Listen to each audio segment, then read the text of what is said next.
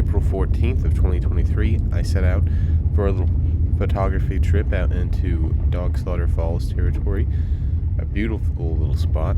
I had a great time taking photos. Hope you enjoy.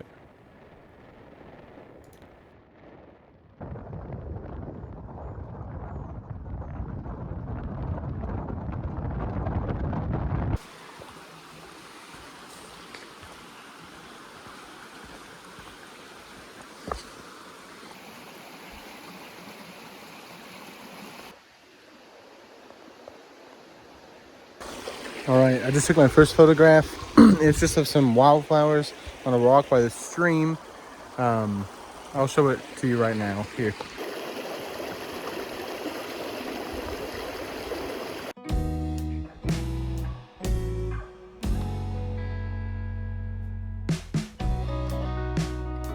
Alright. First photograph down. I think should feel real good about the rest of the trip. I think at least got one good one in the bag. I shot that at f11, 200th of a second. Of course, HP5. No push, no pull. Focusing on some of the back flowers. So I hope that's enough depth of field to get them all. And I think there was, so we're good there. I like the composition. I'm gonna keep on hiking.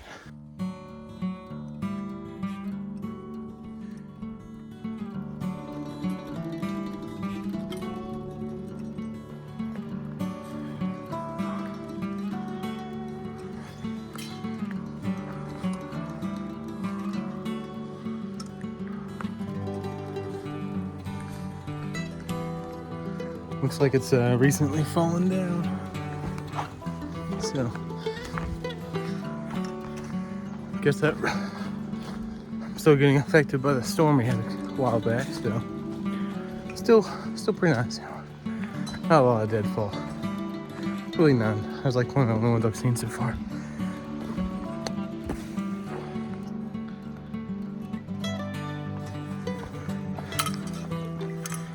Don't know why people write like that on stuff. It's not funny. It's just a facing property.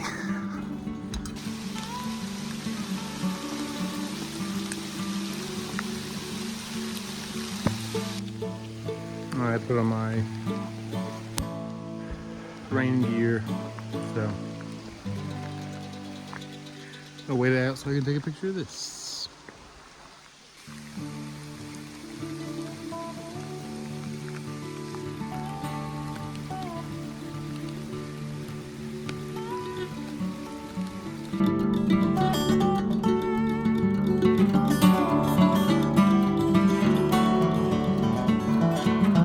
All right,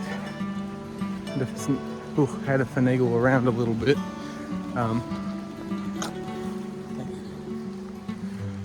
I'll fix it later. Had to finagle around a little bit. Had to use my hood, kind of as like a dark cloth over it to make sure no rain got in it. But I got the picture. The rain actually died down, but it's still kind of sprinkling. I just don't want to get that camera wet too much. If it does, it's fine, but I just don't really want to still. Alright. I actually shot the picture at f11 at, I think it was a 30th of a second. I hope that's 25th of a second. Hope that's not too overexposed or anything. I don't think it will be. Alright.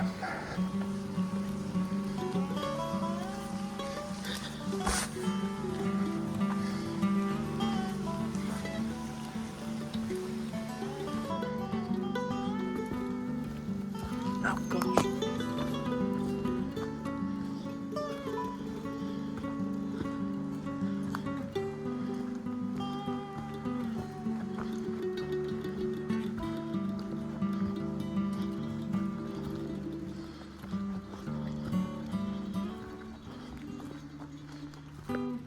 Alright, I'm gonna take a photograph of these really interesting, I don't know what they are, they're like ferns almost, growing on this big tree.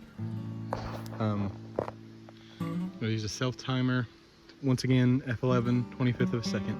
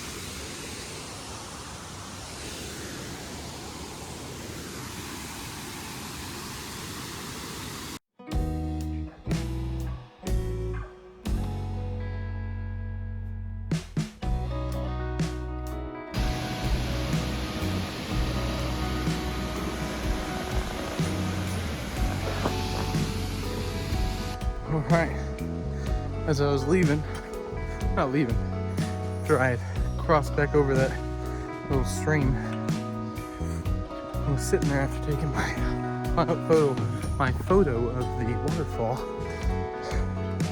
Wouldn't you know it, I looked up and blue skies, harsh light. But you know, sometimes I feel like you just get a sign that it's time to mosey on back. So I'm doing that now, heading back home.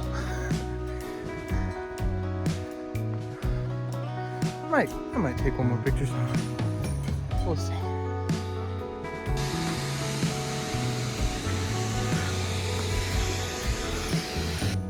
Oh, and as far as the shot of the waterfall, it was good.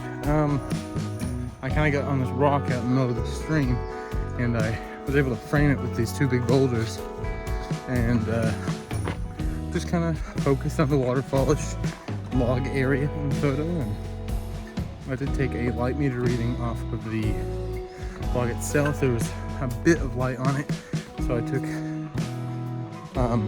a partial lit portion.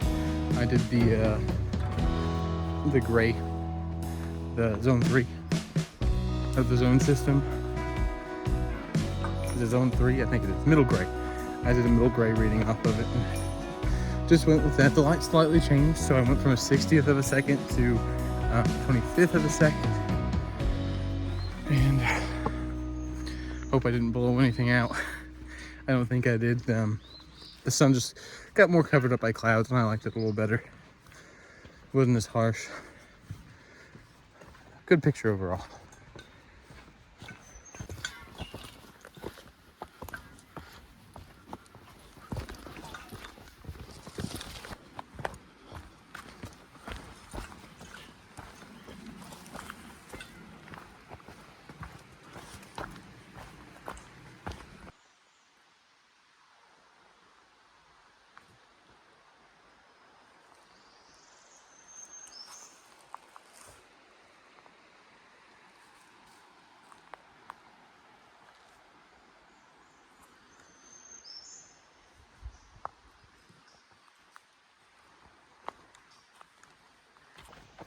Just for a little context, this hike is about a mile long, but because it's so hilly, and also the fact that I love looking around and stopping and checking out composition so much, it's taken me quite a while, probably about, let's see here, almost 2 hours to do instead of the 55 minutes it thought it would take me. Which I guess if I just ignored everything and walked it, yeah, it probably would take me about 55 minutes to do it all. But I just like scouting, I guess, pictures. Coming back up on this subject, let's see if it's any better in light. In sunlight, that is. Well, take a look. Here it is. Here.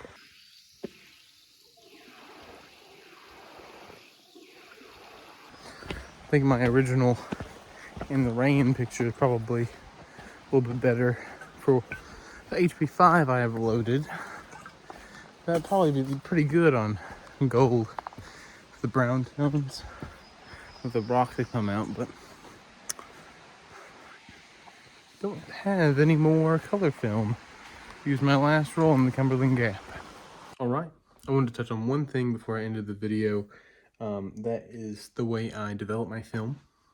I develop it black and white myself. I send my color film off. The last couple of times I've been using the dark room, I think it's called, and they've been pretty good, so no complaints. As far as how I develop my black and white film, generally I actually use one of these. I just bought it from Walmart. I use the milliliters. I use these sorts of things to mix up the chemicals. This one I just use for stop baths, but I have several little quart or deli jars. that I just took from work. I usually mix up my chemicals and separately. So what I'll do is I'll use this first. I'll go ahead and put about, oh gosh, actually went and grab my notebook. It's different for every film because I actually use Caffenol to develop my black and white film. This is with HP5. I think it's pretty similar for most black and white films. I actually do some cross developing, or I did, of some cheap Fujifilm, like from like, you know, like a drugstore. It was pretty good actually. That was a lot harder. It had much denser negatives. I'll explain that in a second. So for the HP5, I did about 5 grams of instant coffee per 50 milliliters of water. And then for the washing soda, I used about 8 grams of washing soda per 50 milliliters of water.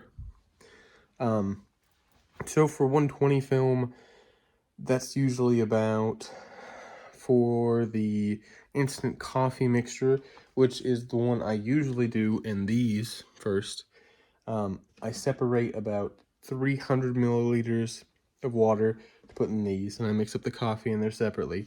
And then in here, I actually put about, I think it's about 350 milliliters of water, and I put about, I think it's about 56 grams of washing soda. And I'll stir those separately. In the washing soda, I will actually add the, I use these little packets of vitamin C powder. I'll show those in just a second.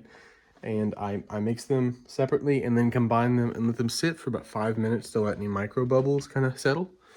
And then mix them together, like I said, 5 minutes, and then you process them for about 7 minutes and 30 seconds. For HP5, that is. Develop for about 7 minutes and 30 seconds. Now, I go ahead and start the timer as soon as I start pouring. I start pouring out about 15 seconds after before it's almost finished. And that usually comes out good for me. The first few times, I actually did 9 minutes, which is what I used. I used a recipe from the Caffenol website. I think it's like caffenol.org or something like that. And it just did not turn out good. Just make sure you don't over agitate and it should come out fine. They recommended 200 milliliters and 250 milliliters for the separate chemicals. I was getting a lot of bubbles on my film and I didn't like that, so I switched it up. As far as a fixer, I was actually using a salt water mixture to do that, and it just turned out all right, but it took like 48 hours for it to actually fix the film. So I switched over to an Ilford Rapid Fixer. It's pretty cheap. I like it. As far as what I develop in, I use this little Patterson kit, and it's pretty good. Mine was like really old. I think it looked like it was a box from the 70s, which is kind of cool. But let me go ahead and show you the different items as far as chemicals I use. Hold on. All right. So I just have some Dollar General Store instant coffee, which works great. It dissolves very easily. And then I use this here Arm & Hammer Super Washing Soda. It's not crystallized, so it's easy to mix together. It dissolves after quite a bit of stirring. It does dissolve. And I've been using these vitamin C 1000 milligram immune support emergency powder. And it looks like it is mainly what it is. Citric acid, 2% coloring. So it's not that bad. It's mainly vitamin C. So that's pretty good. These items work out very good for me. If you have any questions about my process, feel free to ask. All right. I'm not very good at talking on camera like this, so I'm going to end it now. And you guys have a good day.